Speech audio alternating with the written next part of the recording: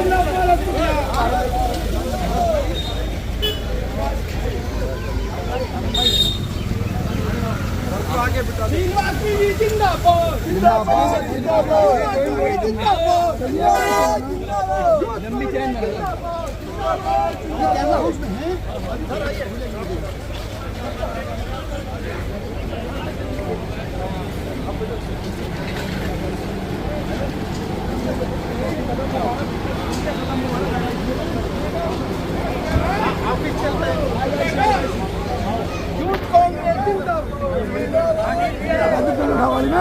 तो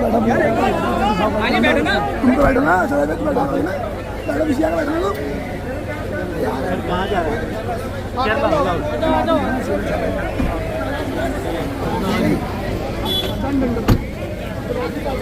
सारे ऑफिस चलो, ऑफिस चलो, सब ऑफिस ऑफिस ऑफिस चलो। ओके यार, चलो चलो ऑफिस सारे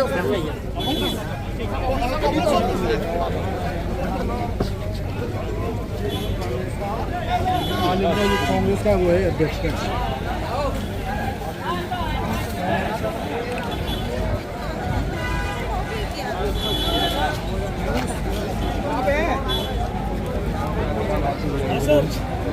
नमस्कार, मैं गीता, आप देख रहे हैं खोज खबर। आज हम हैं नई दिल्ली के जंतर मंतर पर, और नई दिल्ली के जंतर मंतर पर यूथ कांग्रेस द्वारा जो है विशाल रूप में धरना प्रदर्शन किया जा रहा है।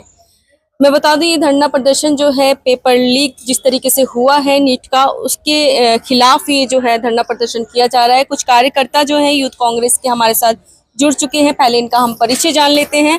सर, आपका परिचय। मैडम, मेरा नाम कुलदीप शर्मा है। मैं मध्य प्रदेश से हूँ, स्टेट में वाइस प्रेसिडेंट हूँ। सर, जिस प्रकार से आप लोग लगातार धरने प्रदर्शन कर रहे हैं, आज आप लोगों का विशाल रूप में धरना प्रदर्शन हुआ है, काफी युवा यहाँ पर मौजूद रहे, क्या डिमांड रख रहे हैं आप लोग? हमारी एक ही डिमांड है कि देश के छात्रों के साथ न्याय होना चाहिए। जिस तरीके से जो नीट के एग्जाम में धांधली हुई है, ये पेपर रद्द होना चाहिए और पुनः पेपर होना चाहिए। पुनः पेपर होना चाहिए। आपको क्या लगता है कि किसकी साजिश है ये जो लगातार पेपर लीक हो रहे हैं? जैसे हम उत्तर प्रदेश की भी बात करें तो वहां पर जो पुलिस भर्ती के पेपर भी लीक हुए थे, लगातार ये पेपर लीक हो रहे हैं। जिस तरीके से मैडम आपने देखा, आपने उत्तर प्रदेश का बताया, मैं मध्य प्रदेश से आता हूँ। मध्य प्रदेश में नरसिंह घोटाला, मध्य प्रदेश में पटवारी घोटाला, मध्य प्रदेश में व्यापम घोटाला, जिस तरीके से जो घोटाले पे घोटाले होते जा रहे हैं, इससे निश्चित रूप से सिद्ध हो रहा है कि ये घोटालों के पीछे मोदी सरकार है और जो सरकार ये घोटाले कर रही है। जब देश का राजा ही आंखें बंद कर लेगा तो निश्चित रूप से देश में ये सारी घटनाएं बढ़ती जाएंगी।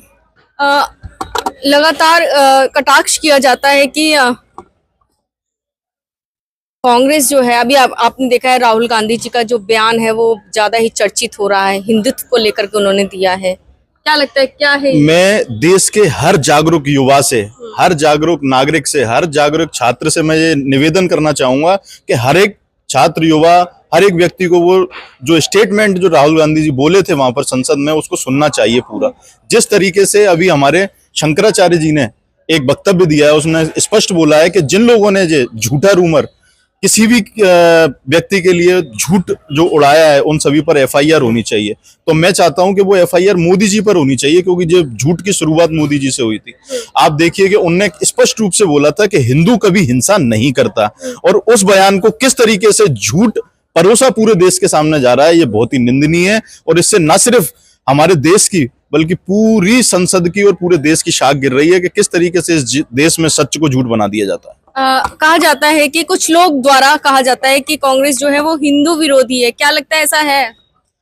कांग्रेस ही एकमात्र ऐसी सरकार है जो कभी भी राजनीति में धर्म का प्रयोग नहीं करती और धर्म में राजनीति नहीं लाती। कांग्रेस की जो विचारधारा है वही इस देश की विचारधारा है। हमारे देश की विचारधारा है वासुदेव कुटुंबकम।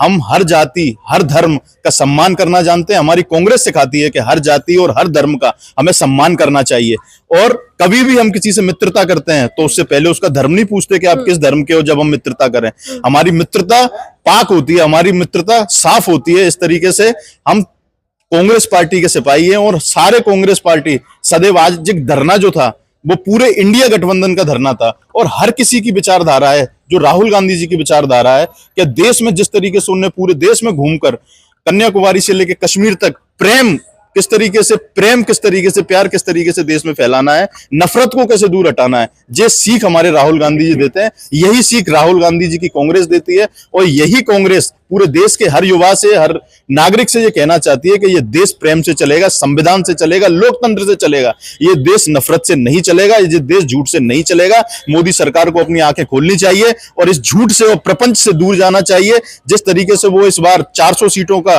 बोलकर और 240 पर आए हैं, निश्चित रूप से जो साख देश की जो छात्रों के साथ अन्याय कर रहे हैं, इससे जो निश्चित रूप से सिद्ध होता है कि अगली बार 240 से सिर्फ 40 पे पहुंचेंगे। और जिस तरीके से हम लोग, क्या लगता है इनकी सरकार 5 साल तक चलेगी? नहीं चलेगी, निश्चित रूप से जो सरकार 2.5-3 साल के अंदर ही गिर जाएगी।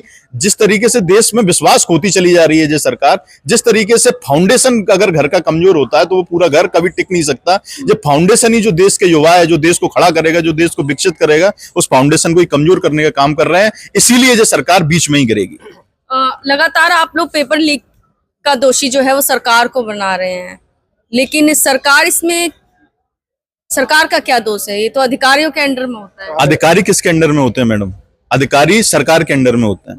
अगर सरकार अच्छे से चलाओगे तो जिस सारे सिस्टम ओके चलेंगे। अगर आप चोर हैं तो निश्चित रूप से पूरी सरकार चोर होंगी। और इस तरीके के जो वाकया हो रहे हैं देश में, जिस तरीके से एक अमीर बच्चा सदैव जो सोच लेता है कि मैंने सिर्फ अपने पिताजी को बोल दिया तो मैं IAS IPS कुछ भी बन सकता हूं, और एक गरीब और मेहनती बच्चा जो डिजर्व करता है, जो बचपन से अपनी अच्छे परसेंटेजों के साथ आगे जाता है, वो बिल्कुल हतोत्साहित, वो बिल्कुल अपना मोरल डाउन कर चुका है। वो जो सोच चुका है मन में कि मेरा अब एडमिशन होना इस देश में मुश्किल है, क्योंकि यहाँ पैसे से एडमिशन होता है या मेहनत से एडमिशन नहीं होता। मतलब जिनके अंदर योग्यता है आजकल वो जो है, जिनके अंदर योग्यता है वो घर बैठे हुए हैं, और जिसके पास पैसा है वो पदों पर बैठे हुए तो हैं। इससे तो देश बहुत पीछे चला जाएगा। इसीलिए जो देश पीछे जाने की कगार पर है, इसीलिए जो सरकार बीच में ही गिरेगी, क्योंकि अब देश जो जान चुका है, युवा जो जान चुका है, छात्र जो जान चुका है कि ये सरकार सिर्फ और सिर्फ निकम्मी सरकार है, झूठ और जुमलों की सरकार है। ये ज्यादा चलने वाली नहीं। सुप्रीम कोर्ट जो है, आपको सुप्रीम कोर्ट पर भरोसा नहीं है क्या? आज फैसला आने हम वाला है। सुप्रीम कोर्ट का पूरी तरीके से सम्मान करते हैं और हमें पूर्ण विश्वास है कि जो फैसला आएगा वो देश के छात्रों और युवाओं के पक्ष में आएगा। आप कुछ कहना चाहेंगे? मैं भी यही कहना चाहूँगा, जो भी आज फैसला आने वाला है सुप्रीम कोर्ट से, मैं आपके माध्यम से रिक्वेस्ट करना चाहूँगा कि ये स्टूडेंट्स के हित में आना चाहिए। आप कुछ नहीं? देखिए, ये जो पेपर जो लीक हुआ है इसमें सरकार का हाथ है। और जो ये नहीं कहते कि एक गांव का मुखिया होता है ना, अगर गांव का मुखिया अगर एक बार गांव को संभाल लेता है, वही देश को इस संभालने वाले नहीं है, देश को लूटने वाले लोग हैं ये।